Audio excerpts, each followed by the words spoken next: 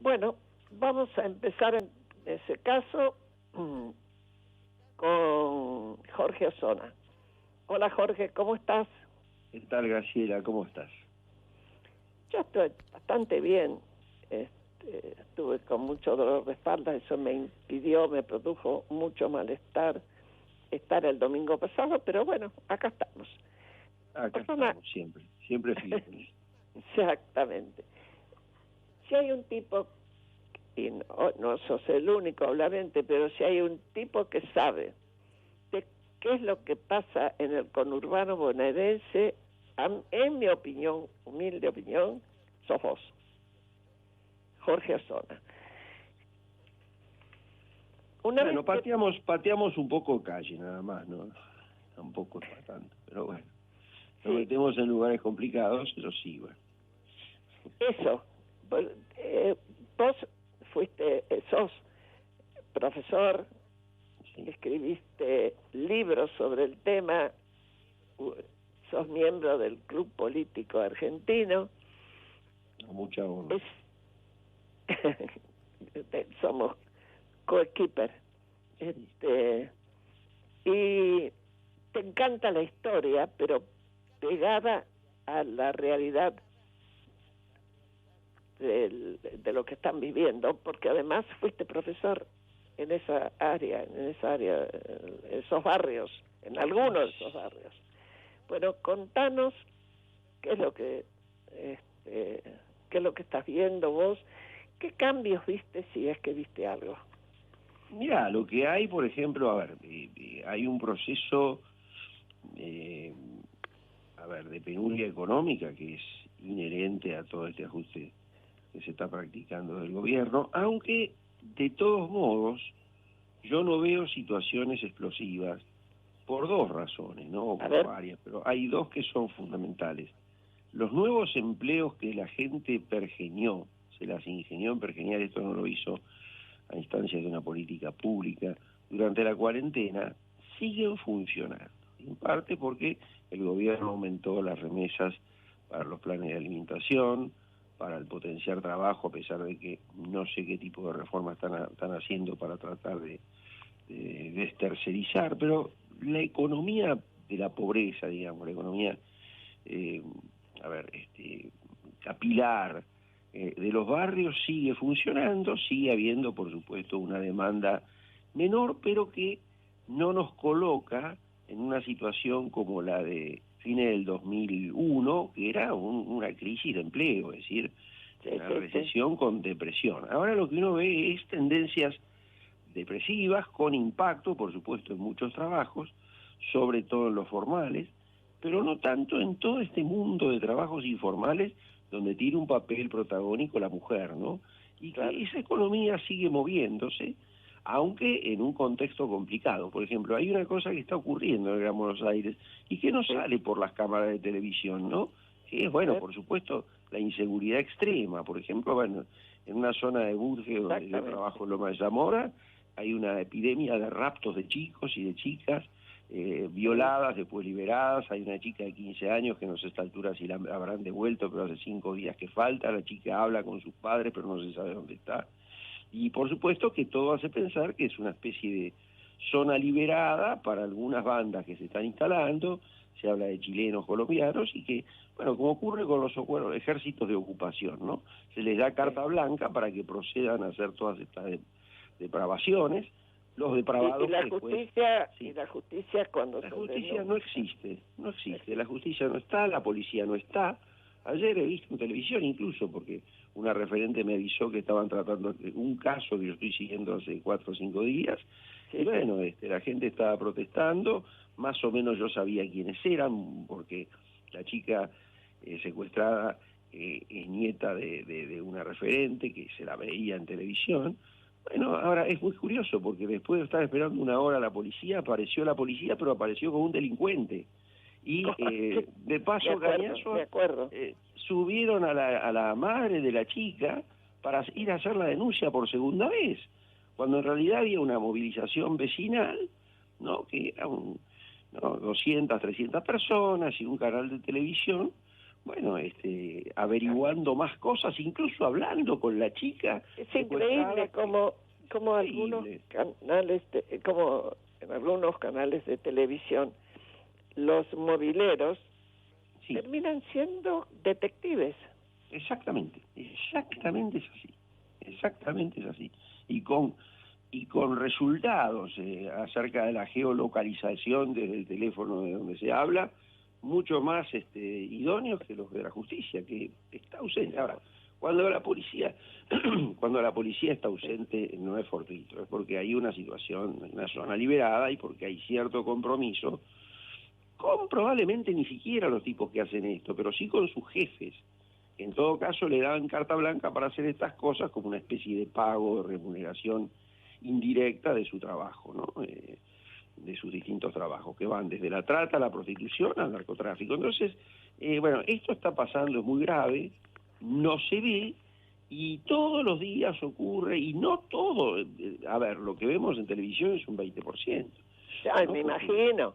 Me imagino, porque debe haber, como no, yo he escuchado, comisarías donde las personas van a presentar la denuncia y dice, escuche, no se gasten, no lo conseguimos, además no tenemos nafta para los autos, para hacer las rondas que deberían hacer. Sí, la nafta está, pero generalmente se la roban, ¿no? Es un negocio de algunos comisarios. Así que ese es el tema. Hay mucho patrullero que no funciona, pero porque hay un descontrol tan absoluto del combustible. Bueno, y después hay zona liberada, por supuesto. No sabemos muy bien cómo funciona el delito organizado en la provincia de Buenos Aires, particularmente en el conurbano bonaerense, eso es, ¿no? Que por un lado es un factor de estabilidad social, de gobernabilidad, pero por el otro lado es una gobernabilidad desde la ilegalidad. Bueno, esas son las paradojas de la Argentina actual. Claro, sí, es increíble. Vos seguís conectado con la gente que vive ahí. Sí, con muchas, no con todos, pero algunos se me han muerto desgraciadamente, y muy dolorosamente, amigos míos que eran referentes. Ha habido una situación muy complicada ahí, pero sí, sigo en contacto, porque la gente me llama y yo me informo y yo voy a veces, pero bueno, es difícil ahora, porque ha habido un recambio muy grande de referentes, y entonces, bueno, aquellos que te conocían y que te garantizaban la entrada ahora no están, o están en una situación subordinada, y bueno, tenés que tener un poco más de cuidado, ¿no? Yo como ya estoy de vuelta, viste, no me preocupo mucho por mí, ¿no? Y en ese sentido entro, pregunto... Bueno, no, pará. Hay una regla de oro, que si se incumple uno puede lamentarlo. Sí. El que ayuda y tiene esa virtud, tiene que estar bien y cuidarse, para poder, incluso para poder ayudar mejor. Eso seguro, Graciela, como siempre tu magisterio es... Esto que me acabas de decir es una frase bien contundente que me llega bien. ¿Te llega bien? Sí, por supuesto. Bueno, ahora te va a llegar una pregunta de Pablo. Bueno. ¿Cómo andás, Jorge? Bien, buenas tardes. ¿Qué decís? Bien. Jorge, mira, por lo que entiendo, la descripción que estás haciendo es de un cuadro de descomposición y de anomia muy, muy grande, a pocos kilómetros del centro de la ciudad de Buenos Aires. ¿Cómo se traduce, a vos que también te interesa, digamos, el análisis político, cómo se traduce políticamente esta descomposición de estos últimos años en este estado presente, supuestamente presente, a través de estas mediaciones que vienen a cumplir también supuestamente las organizaciones piqueteras, y hoy estamos encontrando todo este entramado de corrupción? ¿Cómo se tradujo políticamente, digamos, en estos últimos tiempos toda esta situación? Mira, lo que se nota es una crisis de representación muy grande, que es lo que explica en buena medida el ascenso de Milei. Milei sigue teniendo en los jóvenes, sobre todo en las fracciones jóvenes, masculinas, eso hay que decirlo, aunque ahora femenina también, un gran predicamento, un predicamento mucho mayor de lo que tuvo Juntos por el Cambio, en aquella época Cambiemos, en el 2015, cuando logró penetrar en el bastión del conurbano, que hasta ese momento había sido inexpugnable para el peronismo. Así que esa es una una primera cuestión. Ahora, después hay otra, ¿no? Que es la descomposición social que no para y que determina que la gente sobreviva, la gente que trabaja, la gente que no tiene otra alternativa que vivir en el barrio, tenga que desplegar toda una serie de dispositivos de supervivencia. Ahora, no supervivencia, no solo, uno de los dispositivos de supervivencia obviamente es el material, pero también de preservación de la familia, acompañar a los chicos para que no los rapten, no los violen y los hagan aparecer violados, chicos, chicas. Ahora es una epidemia que ha surgido a pocas cuadras. Se sabe que gente, aparentemente de origen extranjero, con camionetas 4x4, que arrastra a los chicos. Bueno, los chicos ya están comunicados con los padres, eso produce movilizaciones barriales o familiares que los espantan, pero eso está. Ahora, después está, ya te digo, la precariedad del trabajo en negro, que sigue siendo abundante, pero no deja de ser trabajo en negro, y por lo tanto ahí tenés el núcleo de la pobreza, una pobreza que aún así es heterogénea, ¿no? Porque hay gente que le va muy bien con estos trabajos informales surgidos después de la cuarentena, pero hay otros que no. Ahora, los que no están en una situación... Pero un cachito, sí. Sí. Permíteme que corte el diálogo un minuto entre Pablo y vos. Vos decís, se las arreglan, hacen changas, hace un montón de cosas así, gente que viene de afuera o no, y tiene camionetas, es decir, haces una descripción de mafias, ¿no? Sí, es un hecho mafioso, claro, sí, es una situación. Es la informalidad, ¿no? Exacto, donde está seguramente implicada la política, algunos pequeños empresarios, porque compran la comida que manda el Ministerio de Desarrollo. Todo eso, ¿cómo hacemos? No es que yo espere de vos que me digas un programa de gobierno, ni muchísimo menos, yo sé que no. Pero a poderlo hablar por este medio y por otros medios, que yo sé muy bien que te invitan a medios a lo mejor muchísimo más escuchados que puede ser, la cuestión es alertar, sacudir a la sociedad y sacudir el pensamiento de aquellos que todavía tienen responsabilidades y las asumen. ¿Le ves otro objetivo si no a la denuncia? Mirá, daría la impresión que no, que la gente sobrevive como puede y sabe y ha aprendido a sobrevivir sin el Estado. Este es el gran problema. Sin los estados municipales, que están contaminados porque son socios de todas estas mafias. Y muy bien, pero los estados, el intendente, el gobernador, todo eso necesita votos para estar legitimado. Sí. Por lo tanto, se los va a pedir.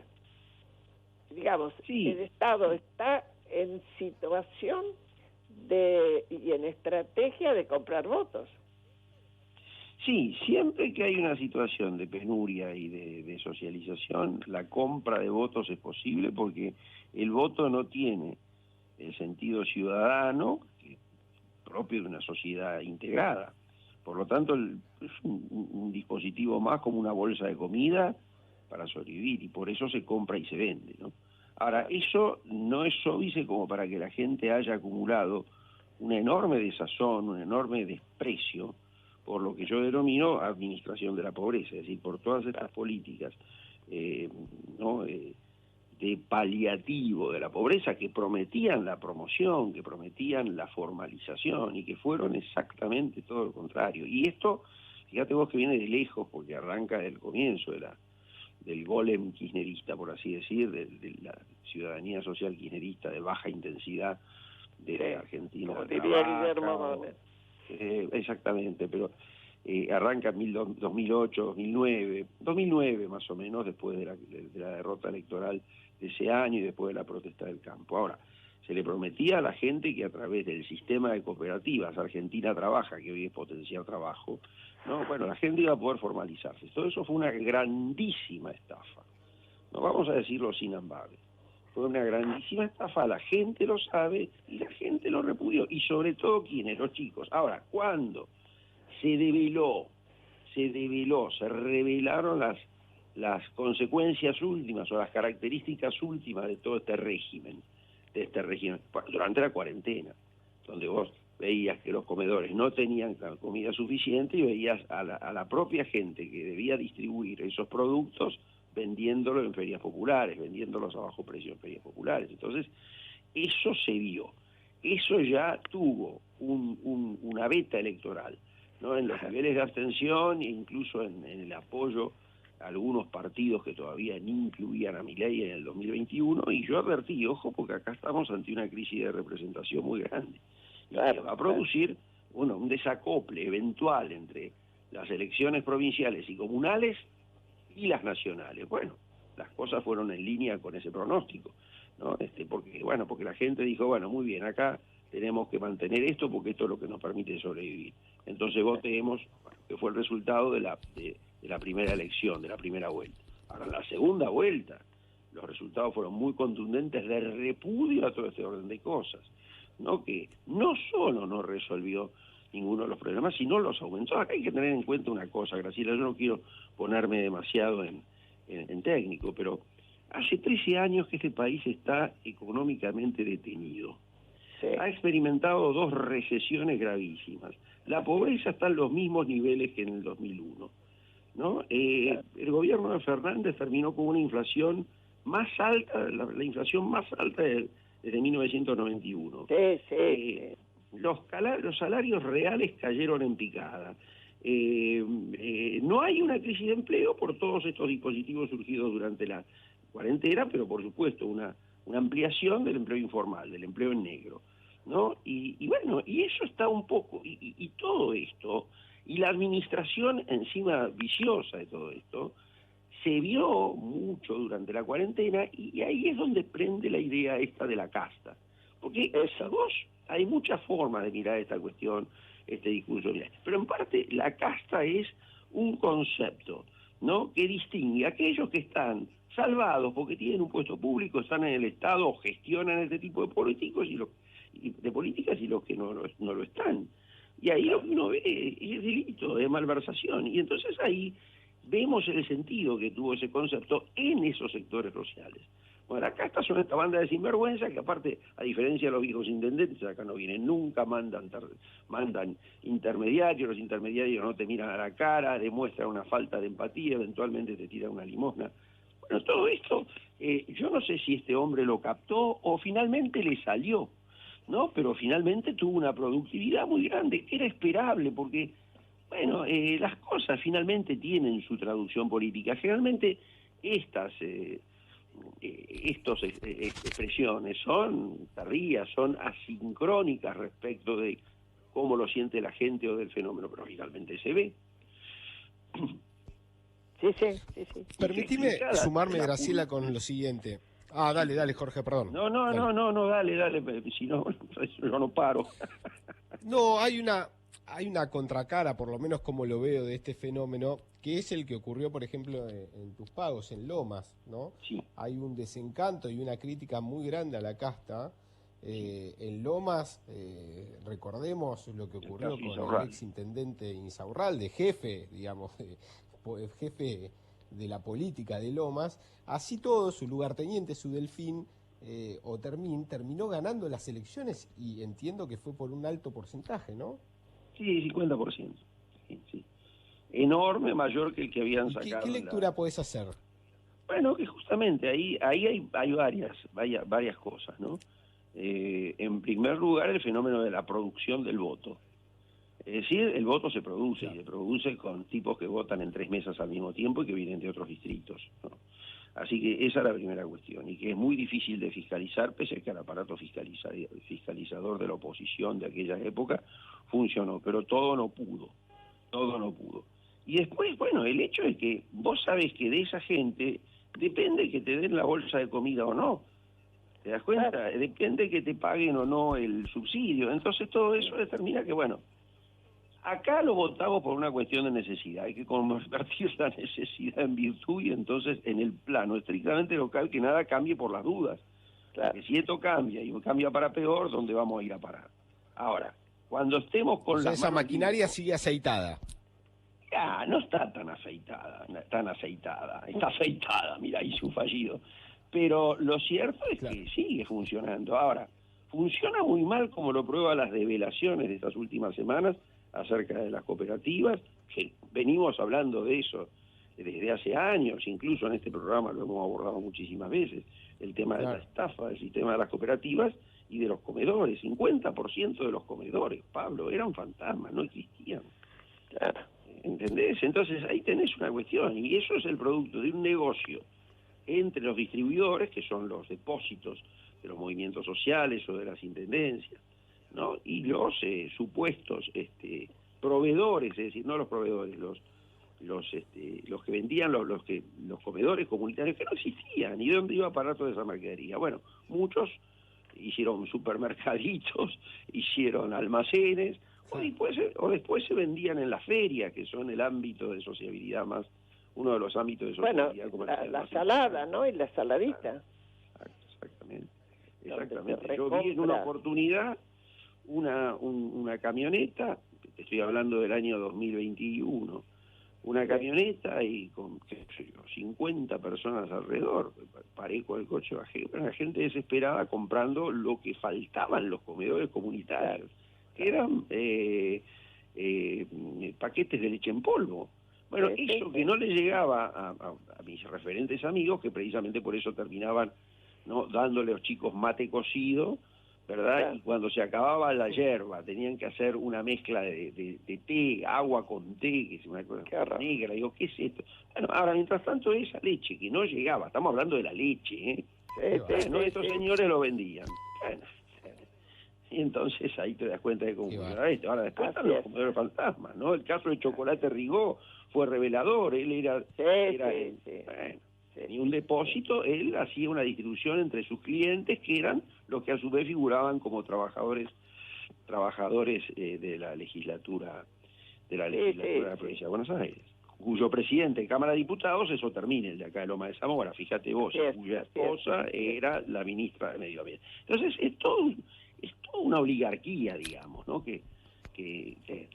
Bueno, y que la gente la conoce y sabe lo que se puede. Aparte, gente que no visita los barrios, le tiene miedo a la gente, porque sabe que la gente los va a putear y que le va a tirar piedra. Bueno, ahora, los viejos políticos hacían frente a eso, se metían, discutían y aportaban soluciones. Esta gente no, porque vive una vida de lujos en sus countries.